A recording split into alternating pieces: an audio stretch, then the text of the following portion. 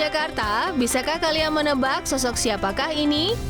Petunjuk pertama, beliau lahir di Surabaya 6 Juni 1901.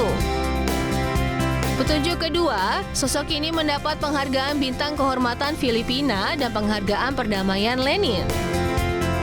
Ketiga, ia adalah lulusan Teknik Sipil Technische Hogeschool T Bandung atau sekarang dikenal dengan ITB. Terakhir, sosoknya yang penuh wibawa selalu dikenang sebagai Bapak Proklamator Indonesia. Betul, Soekarno atau yang akrab disapa Bung Karno. Sosoknya yang nyentrik dan aksinya yang heroik dalam mengusir para penjajah tentunya mengukir sejarah panjang bagi Nusantara. Namun, bukan Bung Karno namanya jika tidak menuangkan ide-idenya yang pastinya memiliki nilai-nilai dan filosofi. Dari banyaknya karya beliau, beberapa bangunan di Jakarta pun merupakan sentuhan tangan insinyur yang satu ini. Bangunan-bangunan peninggalannya ini terus berevolusi mengikuti perkembangan modern zaman. Tidak hanya pada eranya, bangunan tersebut juga masih terus eksis hingga saat ini. Bahkan menjadi ikon yang populer di Indonesia. Lantas apa saja peninggalan Soekarno di Jakarta? Ini dia beberapa bangunan warisan Bung Karno di Jakarta. Monumen Nasional atau Monas rasa-rasanya sudah tidak asing lagi di telinga masyarakat ya, anak Jakarta. Monumen ini menjadi salah satu ikonis Indonesia. Bahkan Monas sering dijadikan simbol bangunan yang mewakili negara Indonesia di luar negeri. Monas terletak di tengah lapangan Medan Merdeka, Jakarta Pusat, tepatnya di Gambir, Kecamatan Gambir, Kota Jakarta Pusat, daerah khusus Ibu Kota Jakarta. Selain sebagai monumen ikonis Indonesia, Monas juga merupakan tempat wisata sekaligus pusat pendidikan bagi masyarakat Indonesia maupun luar negeri. Bangunan yang memiliki tinggi 132 meter ini membuat para pengunjung dapat menikmati pemandangan kota Jakarta dari menara paling atas. Monas sendiri dibangun dengan tujuan mengenang dan mengabadikan perjuangan bangsa Indonesia serta membangkitkan semangat patriotisme dari generasi ke generasi. Tugu ini dibangun pada Agustus 1959 dan diresmikan oleh Soekarno pada 17 Agustus 1961. Namun, baru resmi dibuka untuk masyarakat umum pada 12 Juli 1975. Beralih ke jejak Soekarno selanjutnya, yaitu Stadion Utama Gelora Bung Karno atau GBK yang terletak di Senayan, Jakarta Pusat.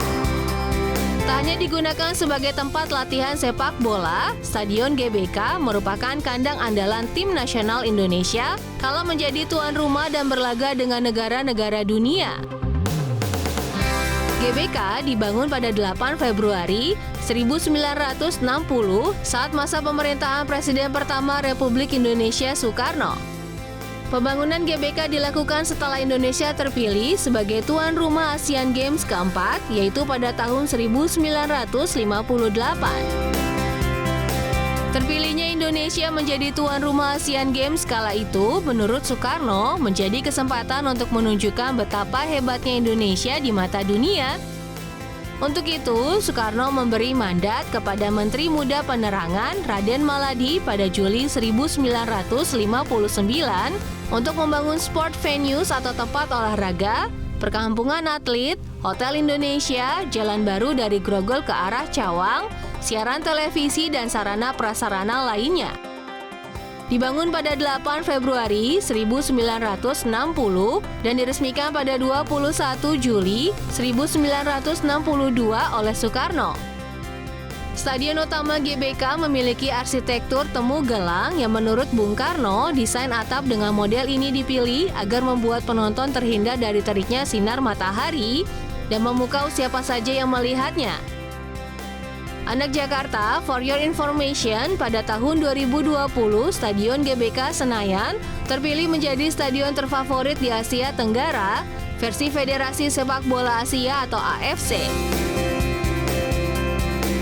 Anak Jakarta, selain Monas dan tempat olahraga, Bung Karno juga meninggalkan bangunan berupa tempat ibadah bagi umat muslim yaitu Masjid Istiqlal. Anak Jakarta, tahukah kalian kata Istiqlal diambil dari bahasa Arab yang memiliki arti merdeka?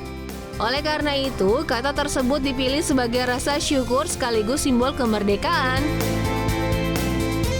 Pembangunan Masjid Istiqlal diinisiasi oleh Menteri Agama kala itu, Kiai Haji Wahid Hasyim, bersama tokoh Islam Anwar Cokro Aminoto.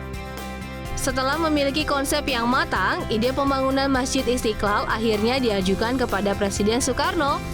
Gayung bersambut, bahkan Bung Karno juga ikut memimpin langsung dan menjadi panitia dalam proses pembangunannya.